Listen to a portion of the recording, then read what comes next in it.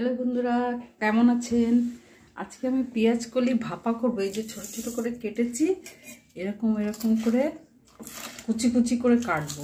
এবার একটা মশলা তৈরি করব। জিরে, ধনে, কাঁচা লঙ্কা থেতো করা আছে, নুন, হলুদ আর কালো জিরে, আর এই পেঁয়াজটাও দেবো এর সঙ্গে। এই মশলাটা ওর সঙ্গে আধ ঘন্টা আর একটু সর্ষের তেল দেবো।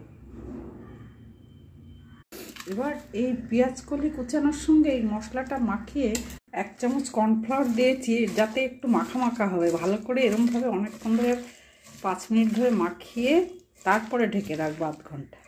কাঁচা লঙ্কা ধনে পাতা দিলাম, জলটা গরম করতে গরম হয়ে গেছে, আর একটু ফুটবে, আমি বসিয়ে দিলাম আর এই ঢেকে দিচ্ছি। আর এর উপরে জলের মধ্যেই ডাইরেক্ট বসিয়েছি, জলটা অল্প দিয়েছি যাতে জলটা ভিতরে না ঢোকে। পেঁয়াজ কলি ভাপা তৈরি হয়ে গেছে।